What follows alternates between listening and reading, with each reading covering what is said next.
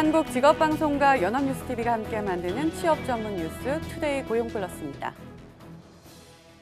세계 최대 패스트푸드 체인 맥도날드는 국내에도 번화가에 많이 자리 잡고 있죠. 하지만 이 맥도날드가 20년 된 서울 신촌점을 비롯해 주요 점포들 문을 줄줄이 닫을 예정입니다. 좋은 몫을 잡는 게 중요한 회사가 핵심 상권에서 발을 빼는 이유는 뭘까요? 정선미 기자가 알아봤습니다.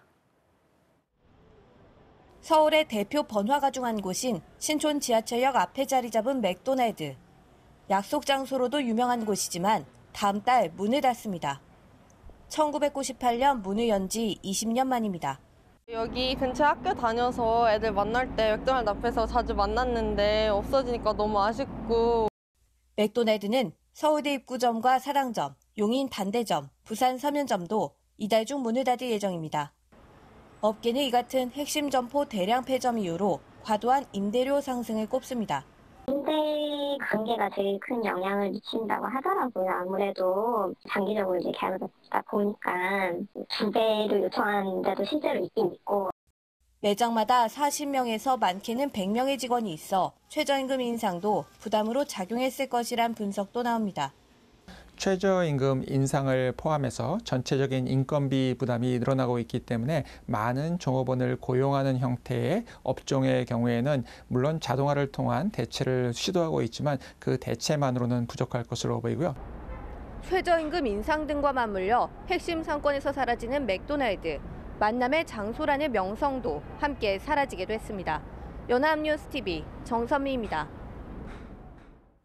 지난달 일자리 사정이 나빠도 정말 나빴습니다.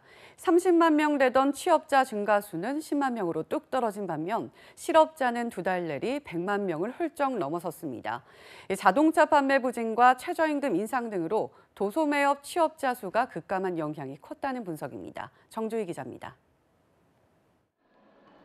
2월 취업자 수는 1년 전보다 10만 4천 명 늘어나는 데 그쳤습니다. 8년 1개월 만에 가장 작은 증가폭입니다. 반면 실업자 수는 126만 명, 지난해 2월보다는 7만 명 줄었지만 1월에 이어 다시 100만 명 선을 넘었습니다. 조선업과 한국 GM 구조조정으로 제조업 일자리가 제대로 늘지 않은 데다 자동차 판매 부진 탓에 도소매업에서 취업자가 1년 전보다 9만 명 넘게 줄어든 영향이 컸습니다. 숙박 음식점 취업자는 9개월째 감소세가 이어졌습니다. 최저임금 인상 여파도 상당한 것으로 보이지만 통계청은 여전히 단정할 수 없다며 2월 한파에 더 큰 비중을 뒀습니다.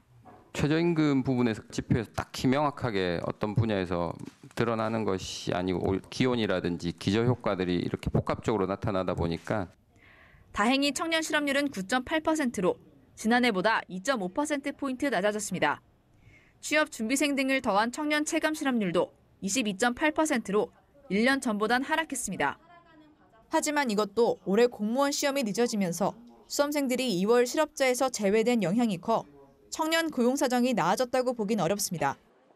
20대 후반 인구의 급격한 증가로 청년 일자리 문제가 재난 수준으로 치달을 것으로 우려한 정부는 오늘 청년 일자리 문제 해결을 위한 특단의 대책을 발표합니다. 연합뉴스TV 정주희입니다. 김동연 부총리 겸 기획재정부 장관이 대기업으로는 세 번째로 SK그룹과 만났습니다.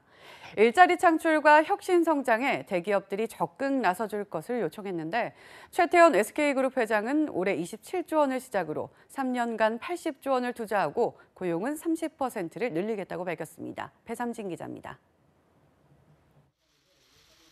SK그룹을 직접 찾아간 김동연 부총리가 최태원 SK그룹 회장의 손을 맞잡았습니다. 대기업과는 세 번째로 갖는 혁신 성장 현장 소통 간담회로 김 부총리는 일자리를 만드는 것은 기업이라고 강조하며 청년 일자리 문제를 화두로 꺼냈습니다. 정부가 여러 가지 정책적인 노력을 기울이고 또 단기적으로 쓸 수 있는 여러 가지 정책 수단을 동원하려고 생각을 하고 있습니다만 근본적으로 시장에서 일자리를 만들어줘야 되고. 최 회장은 최근 공을 들이고 있는 사회적 기업의 사업을 소개하며 기업의 자산을 사회와 나누는 공유 인프라를 통해 일자리 창출에 노력하겠다고 말했습니다. 혁신 성장을 위해서 이렇게 대기업과도 대화를 나누면서 저희가 정부와 또 기업이 해야 할 일이 무엇인지 확인도 하고 또 보조도 맞춰서 이왕이면은 서로 하는 일이 서로 시너지가 날 수 있도록. 이어 비공개로 진행된 간담회에서 SK는 올해 27조 원을 시작으로 3년간 반도체와 에너지, 차세대 정보통신 기술 등에 80조 원을 투자하겠다고 밝혔습니다. 일자리도 3년간 전체 SK그룹 인원의 30% 정도를 추가 고용하겠다는 계획도 내놨습니다. 투자 고용도 저희가 요청해서 하는 건 아니고 기업이 갖고 있는 그런 투자나 이제 고용 계획을 얘기하시고 또 이 자리 발표하시는 것이지. 김 부총리는 기업과 소통을 늘리기 위해 앞으로도 대기업들과의 만남을 지속해 나갈 계획이라고 밝혔습니다. 연합뉴스TV 배삼진입니다. 한국GM과 금호타이어 두 회사가 경영위기로 존폐의 기로에 놓였습니다. 하지만 두 회사 모두 노사의 큰 입장차가 경영 정상화에 발목을 잡고 있는데요. 대주주로서의 책임을 요구하는 노조와 고통 분담을 원하는 사측의 대립이 이어지고 있는 상황을 곽준영 기자가 취재했습니다. 최종구 금융위원장이 최근 경영난을 겪고 있는 금호타이어의 해외 자본 유치가 불가피하다는 뜻을 밝혔습니다. 채권단이 제시한 자구 계획을 합리적이라고 평가하면서 금호타이어 노조의 거부가 안타깝다며 이같이 말한 겁니다. 앞서 김종호 금호타이어 회장이 해외 매각에 반대하며 고공농성 중인 노조원을 만났지만 별 효과는 없었습니다. 주무부처인 산업통상자원부 역시 해외 매각의 필요성을 강조했지만 노조는 법정 관리에 들어가더라도 절대 받아들일 수 없다는 입장입니다. 이처럼 노조가 해외 매각을 결사 반대하는 이유는 중국 기업으로 팔리게 될 경우 기술 유출과 고용 불안의 우려가 크기 때문입니다. 이에 대한 근거로 지난 2004년 중국 상하이차가 쌍용차를 인수한 지 1년 반 만에 대규모 정리 계획을 발표한 것을 들고 있습니다. 존폐 기로에 놓인 한국GM의 노사도 여전히 평행선을 달리고 있습니다. 군산공장 폐쇄 이후 노사는 협상 테이블에서 2번이나 만났지만 사측이 내놓은 교섭안을 접수했다는 것 외엔 진전이 없습니다. 노조 측은 일단 15일까지 임단연 요구안을 확정한다는 계획인데 현재로선 민주노총 금속노조가 정한 기본급 5.3% 인상 방침을 따를 가능성이 큽니다. 하지만 GM 측은 한국 사업 유지를 위해선 노동자들의 임금 동결과 성과급 삭감 등 고통 분담이 필요하다는 입장이라 노조와의 합의에 진통이 예상됩니다. 연합뉴스TV 곽준영입니다. 최근 가상화폐 열풍이 각국 정부의 규제 강화로 한풀 꺾인 듯한데요. 비트코인, 이더리움과 더불어 세계 3대 가상화폐로 꼽히는 리플의 최고 경영자가 한국을 찾았습니다. 투자자와 기업들을 보호하기 위해서는 국제적인 규제가 필요하다는 입장을 밝혔습니다. 한지희 기자가 보도합니다. 한국을 찾은 브래드 갈링하우스 리플 대표는 가상화폐 투기 열풍이 단기간 고성장 과정에서 나타나는 현상이고 시장 자체가 아직 초기 단계라고 진단했습니다. 아울러 소비자와 기업을 보호하려면 국제적인 규제가 필요하다는 데 동의한다고 말했습니다. 리플은 현재 블록체인 기술을 바탕으로 국제 송금 서비스를 제공해 우리은행, 신한은행 등 세계 100여 곳의 금융기관을 고객사로 확보하고 있습니다. So I think if the industry wants to grow up and have a big impact on society, a big impact on customers, the best way to do that is not to work in the shadows, but to work with policymakers and to work with the industry. The revolution of blockchain is going to happen from within the system, not from outside the system. 올해 초 4,000원대까지 올랐던 리플 가격은 우리 정부를 비롯한 세계 각국의 규제 흐름 탓에 현재 850원대까지 떨어졌습니다. 갈링하우스 대표는 시세 변동성에 대해 국제 송금 거래 기술 등을 성공적으로 키워나간다면 5년 안에 해결될 것이라고 전망했습니다. Volatility, I think, is going to be present anytime you're growing a new market. And there's no question the digital asset market is very new and going through lots of volatility. And I frankly expect that'll continue until we mature. 한편 오는 19일 아르헨티나에서 가상화폐 규제를 주제로 열릴 G20 재무장관 회의에서 나오는 결과가 시장의 변곡점이 될 것으로 보입니다. 연합뉴스TV 한지희입니다. 시민 안전을 위협하는 도급 택시를 상습 운영해오던 업체가 서울에서 처음으로 퇴출됐습니다. 도급 택시는 현행법상 명백한 불법이지만 퇴출되기까지는 무려 10년이 걸렸습니다. 박수주 기자입니다. 2010년 택시기사가 여성 승객들을 연쇄살인한 충북 청주의 무심천 살인사건. 당시 범인은 택시 면허가 없는 유령 기사였습니다. 택시 회사가 계약금과 산학금을 대가로 몰래 택시를 빌려주는 도급 계약을 맺었기 때문입니다. 택시 면허가 없는 사람에게 택시를 빌려주는 것은 현행법상 명의이용 금지에 해당하는 명백한 불법입니다. 각종 범죄와 난폭운전, 불친절 등으로 문제가 되지만 고용 자체를 숨기기 때문에 단속의 사각지대로 꼽힙니다. 그런데 이번에 서울에서 도급 택시를 운영하는 업체가 처음으로 퇴출됐습니다. 2008년 적발된 이후 10년 만입니다. 해당 업체는 브로커를 두고 가짜 계약서와 이중장부를 작성하며 택시 110대 중 70대를 도급으로 운영했습니다. 그러나 계약이 은밀하다는 점을 악용해 4대 보험료 등 입증하기 어려운 문제를 가지고 그간 맞소송을 진행하며 영업을 이어왔습니다. 최근 택시업계 일각에서는 경영난 등을 이유로 정식으로 도급 계약을 맺어 택시 면허를 빌려주는 리스제 도입을 요구하기도 했습니다. 서울시는 이에 대해 검토한 바 없다고 밝혔습니다. 리스제가 도급제하고 이렇게 명확한 어떤 선도 없고 그래서 이게 시기상조 협의체에서도 논의를 않는 걸로 결론을 내가지고. 연합뉴스 TV 박수주입니다. 날씨가 따뜻해지면서 최근 꾸벅꾸벅 조는 분들 주위에 많으실 겁니다. 이맘때면 찾아오는 피로 증상인 춘곤증 때문인데요. 갑자기 바뀐 계절에 몸이 적응할 수 있도록 균형 잡힌 생활을 하는 게 도움이 된다고 합니다. 정인용 기자입니다. 요즘 들어 이유 없이 계속 졸음을 느끼는 사람이 늘고 있습니다. 겨우내 줄었던 우리 몸의 활동이 최근 활발해지면서 나타나는 춘곤증 때문입니다. 이게 날이 풀려서 그런지 모르겠는데 자도 계속 잠이 오고 사실 아침에 일어나는 것도 너무 힘들어가지고. 이 같은 졸음 폭탄은 평소 생활이 불규칙적이던 사람에게 더 심하게 찾아옵니다. 춘곤증이라는 현상은 계절의 변화에 따른 적응, 그게 잘 안 돼서 생기는 걸로 보고 있습니다. 평소에 불규칙한 생활이나 수면이 모자라는 분 등 평소 본인 조절이 안 되는 분들이 춘곤증을 경험할 확률이 더 높겠습니다. 수면 시간부터 식단까지 일정하게 균형을 맞추는 게 우선이라는 얘긴데 그런데도 나아지지 않는다면 30분 내로 낮잠을 자거나 틈틈이 운동하는 것도 방법입니다.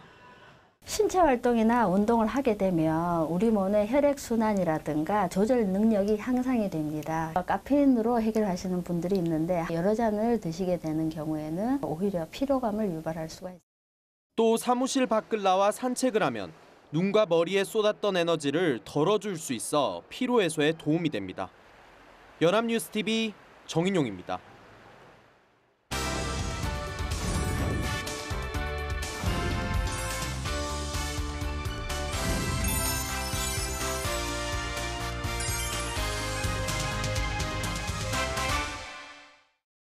대한민국 50만 구직자의 일자리 현황을 데이터로 풀어봅니다. 투데이 데이터 뉴스 시간, 안치홍 아나운서 안녕하세요. 안녕하세요. 네, 데이터 뉴스 시간입니다. 한국의 보통 사람들은 얼마를 벌고 또 얼마를 쓰며 생활하고 있을까요? 한 은행에서 이와 관련한 흥미로운 조사를 실시했다고 합니다. 오늘 데이터 뉴스에서는 한국의 보통 사람에 대한 이야기를 하고자 합니다. 보통 사람으로 산다는 것은 가장 평균적인 삶을 산다는 거잖아요. 우리나라 보통 사람들은 어떻게 생활하고 있는지 궁금해지네요.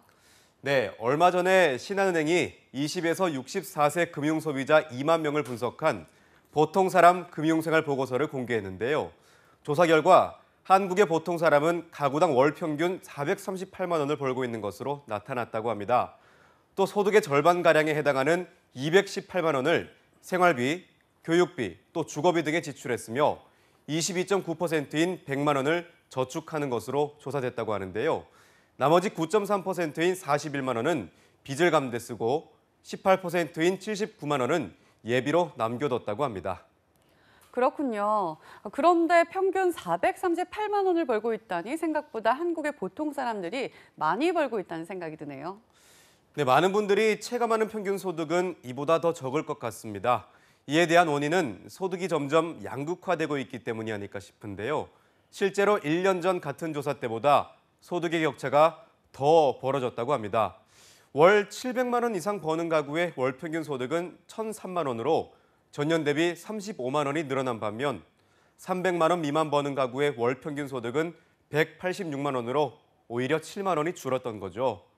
비정규직의 평균 소득 역시 줄어들어 210만 원에서 174만 원을 버는 것으로 조사됐는데요. 이로 인해 정규직과 비정규직의 소득 격차도 1.5배에서 1.8배로 더 벌어졌다고 합니다. 그렇군요. 시간이 갈수록 상황이 나아져야 하는데 오히려 소득 격차가 벌어지고 있다는 점이 참 안타깝네요. 네, 뿐만 아니라 내 집 마련의 꿈도 점점 멀어지고 있는 것으로 나타났습니다. 전세 거주자가 보증금과 매월 저축액, 잉여 자금을 한 푼도 쓰지 않고 모아도 아파트를 구입하는데 평균 7.3년이 걸렸던 것으로 조사됐습니다. 거기에 서울에 있는 아파트를 사려면 평균 20.7년이 걸렸고 강남 지역 아파트를 사는 데는 이보다 6년이 더 많은 26.5년이 걸렸습니다.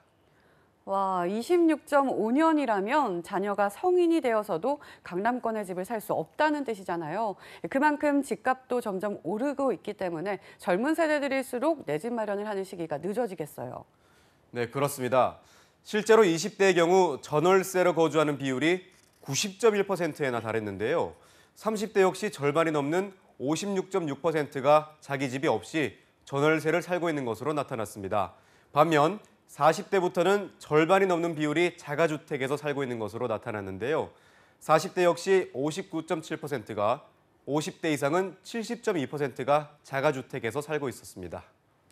네, 확실히 20대, 30대의 내 집 마련 비율과 40대 이상의 내 집 마련 비율에 큰 차이가 나는군요. 독립이나 결혼을 할 때도 집값에 쓰는 비율이 점점 더 증가하고 있다고 하잖아요. 네, 그렇습니다. 조사 결과 20대에서 30대 미혼 근로자의 초기 독립 자금은 평균 2,917만 원이었는데요. 이 중 90.4%가 주택 마련에 들어갔다고 합니다. 이들의 소득 수준도 알아봤는데요. 월 평균 소득은 220만 원이었는데 이 중 절반인 109만 원을 생활비, 주거비 등에 쓰고 또 저축의 32.7%, 부채 상환의 10.9%를 쓰고 있다고 합니다. 하지만 이 중 32.1%는 소득보다 지출이 많아서 평균 초과 지출액이 84만 원이나 됐다고 하는데요. 그래서 43%는 부모 등 가족으로부터 평균 39만 원 정도의 경제적 지원을 받고 있는 것으로 나타났다고 합니다. 돈을 모으기 위해선 사회 초년생일 때부터 월급의 절반을 모으는 습관을 가져야 한다고 하잖아요. 그런데 대한민국 보통의 2030 미혼 근로자들의 씀씀이가 상당히 크네요. 또 가족들로부터 경제적 지원을 40만 원이나 가까이 받고 있다는 사실도 놀랍고요. 네, 저도 놀라운데요. 게다가 사회 초년생은 오히려 평균 소득보다 지출이 더 많았습니다. 최근 3년 내 취업한 2030 사회 초년생의 월급은 평균 196만 원으로 조사됐는데 평균 지출은 199만 원으로 평균 소득보다 3만 원을 더 쓰는 것으로 나타난 거죠. 이 때문에 부모 등 가족의 지원을 받는다는 응답도 33.1%나 됐다고 합니다. 그 때문일까요? 사회 초년생 중 83.9%는 임금 상승이 가능하면 이직할 의향이 있다고 응답했습니다. 이는 임금 근로자 전체의 평균보다 8.9%나 높은 수준이었다고 합니다. 그렇군요. 그런데 사회 초년생보다 결혼을 한 사람들이 결혼과 출산, 육아로 인해 지출 비용이 더 많아지잖아요. 특히 교육비로 많은 돈을 쓴다고 들었어요. 네, 그렇습니다. 자녀 한 명에 대해 고등학교를 졸업시킬 때까지 들어가는 교육비는 평균 8,552만 원으로 나타났는데요. 이 중 사교육비가 6,427만 원이나 됐다고 합니다. 자녀의 대학 등록금까지 고려하면 1억 원이 훨씬 넘는다는 건데요. 평균 소비가 218만 원인 결과를 토대로 봤을 때 지출의 상당 부분이 자녀 교육에 들어간다고 생각하시면 됩니다. 문제는 외벌이로 자녀의 교육비를 감당하는 것이 상당한 부담이라는 건데요. 하지만 이 일을 하려 해도 30대에서 40대 여성 중 51.7%는 임신, 육아, 결혼, 또 자녀 교육으로 경력 단절을 경험했다고 합니다. 재취업을 하더라도 3040 여성의 평균 월급은 170만 원으로 같은 연령대의 비경력 단절 여성보다 38%나 적은 104만 원을 버는 것으로 나타났다고 합니다. 그렇군요. 보통의 삶이라면 굴곡 없이 평범해야 할 텐데 살인적인 집값과 교육비 등으로 인해 대한민국의 보통 사람들은 결코 쉽지 않은 삶을 살고 있는 것으로 보입니다. 하루빨리 경기가 회복되어 보통 사람들이 한껏 웃을 수 있는 날이 오길 바라겠습니다. 지금까지 데이터 뉴스 안치홍 아나운서였습니다. 고맙습니다. 고맙습니다. 지금까지 투데이 고용플러스였습니다. 오늘 저희가 준비한 내용은 여기까지입니다. 함께해 주신 여러분 고맙습니다.